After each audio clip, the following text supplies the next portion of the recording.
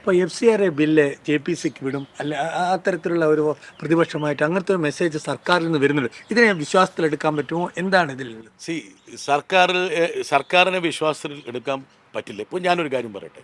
ഇപ്പോൾ ഈ വിവാദപരമായിട്ടുള്ള തോലയെക്കുറിച്ച് ഞാൻ പറഞ്ഞപ്പോൾ, അതായത് ധനമന്ത്രിയും അതുപോലെ പ്രധാനമന്ത്രിയും ഔദ്യോഗികമായി പറഞ്ഞൊരു കാര്യമുണ്ട്. ഇത് വളരെ ശ്രദ്ധേയമായിട്ട് നമ്മൾ മനസ്സിലാക്കേണ്ട ഒരു കാര്യമാണ്. അതായത് ഈ national payment corporation of India ഉണ്ടാക്കിയ സമയത്ത് അവർ ആഹ്വാനം ചെയ്തു ഇന്ത്യയിലെ എല്ലാ ജനങ്ങളും ഈ കറൻസി വിനിമയത്തിൽ നിന്ന് ഈ ഡിജിറ്റൽ സമ്പ്രദായത്തിലേക്ക് മാറണം. അങ്ങനെ 55 കോടി ജനങ്ങൾ ഈ UPയുടെ കീഴിൽ വന്നു.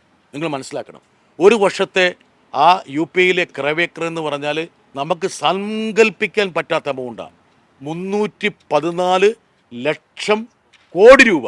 314 ലക്ഷം കോടി രൂപ 50 55 ബാങ്കുകളും ഫൈനാൻസ് കമ്പനികളും കൂടി ചേർന്ന് ഉണ്ടാക്കിയതാണ്. പ്രധാനമന്ത്രിയും ധനമന്ത്രിയും എത്രയോ തവണ പ്രഖ്യാപിച്ചു ഈ UPA സംവിധാനം പരിപൂർണമായിട്ടും സൗജന്യമായിരിക്കുമെന്ന്. അതല്ലേ ഇപ്പോൾ ലംഘിച്ചത്? ഈ സർക്കാർ നൽകി ഏതെങ്കിലും വാഗ്ദാനങ്ങൾ പറഞ്ഞിട്ടുള്ള ഏതെങ്കിലും കാര്യങ്ങൾ അവർ ഇങ്ങിക്കയറുന്നുണ്ടോ? അല്ലടോ ശരത്തെ, 63 രൂപ മറ്റേ ഡോളറും രൂപയുമുള്ള വിനിമയ നിരക്ക് വന്നപ്പോൾ ഈ ഡൽഹിയുടെ അഴിമതി കാരണമാണ് ഈ രൂപയുടെ വില ഗണ്യമായി കൂപ്പുകുത്തുന്നതെന്ന് പറഞ്ഞ ആളിലോട് നരേന്ദ്രമോദി. അത് കഴിഞ്ഞ് ഇപ്പോൾ എന്താ ഡോളറിൻ്റെ വില? 96, 97, 98. ഇപ്പോൾ സെഞ്ചുറി അടിക്കാൻ പോവുകയാണ്. അതുപോലെ പെട്രോളിന് 40 റുപ്യാക്കിയാൽ എന്താണ് പ്രശ്നം? 40 രൂപയെ പിടിച്ച് നിർത്തുമെന്ന് പറഞ്ഞ ആളാണ് നരേന്ദ്രമോദി. ഇപ്പോൾ പെട്രോളിന് എത്രയാണോ? 100, 110, 105. അവർ പറഞ്ഞ ഏതെങ്കിലും കാര്യം 15 ലക്ഷം രൂപ അക്കൗണ്ടിലിടുന്ന കാര്യം ആ മറന്നേക്കും. അത് മൂപ്പർ പ്രചരണത്തിൽ പറഞ്ഞാൽ വിചാരിക്കും. ബാക്കി ഏതെങ്കിലും കാര്യത്തിൽ അവർ പറഞ്ഞിട്ടുണ്ടോ? ഇപ്പോൾ ഞാനൊരു കണക്ക് പരിശോധിക്കുമ്പോൾ, അതായത് ഈ പെട്രോളിയം ഡീലേഴ്സിൻ്റെ ഒരു കണക്ക് എനിക്ക് അവർ അയച്ചു തന്നു. ഇന്ത്യയിൽ 1,25,000 പെട്രോൾ പമ്പുകളുണ്ട്. പൊതുമേഖലാ എണ്ണ കമ്പനികളുടെ തന്നെ 1 ലക്ഷം പെട്രോൾ പമ്പുണ്ട്. ഇവർ ഇപ്പം പെട്രോളിന് വില കൂടുതലായതുകൊണ്ട് ആൾക്കാർ 2,500, 3,000, 4,000 ഇപ്പോൾ പെട്രോൾ അടിക്കുന്നത് വെച്ചാൽ വീണ്ടും വീണ്ടും വണ്ടി ഈ പറഞ്ഞ പെട്രോൾ പമ്പിലേക്ക് പോയിട്ട് അടിക്കാൻ പറ്റാത്തതുകൊണ്ട് ഈ പറഞ്ഞ 3,000, 4,000 രൂപയ്ക്കൊക്കെയാണ് 5,000-നൊക്കെയാണ് അടിക്കുന്നത്.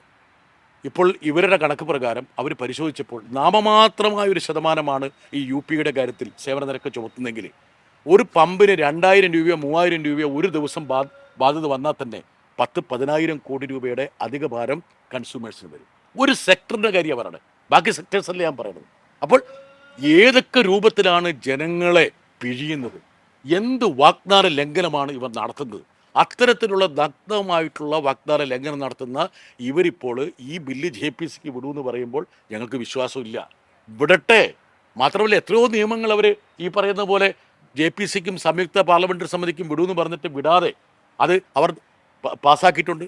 അതുകൊണ്ട് തന്നെ ഞങ്ങൾക്ക് സംശയമുണ്ട്. മാത്രമല്ല ഈ ഡീലിമിറ്റേഷൻ സംബന്ധിച്ച് വളരെ രഹസ്യമായ ചില നീക്കങ്ങൾ അവർ നടത്തുന്നുണ്ട്. ഒരു പ്രത്യേക സമ്മേളനം ഓഗസ്റ്റ് അവസാനമോ സെപ്റ്റംബർ ആദ്യമോ വിളിച്ചു ചേർത്തിട്ട് പാസ്സാക്കിയെടുക്കാൻ വേണ്ടിയുള്ള ഗൂഢതന്ത്രങ്ങൾ അണിയറയിൽ ഒരുങ്ങുന്നു എന്നുള്ള ഒരു വിവരവും ഞങ്ങൾക്കുണ്ട്.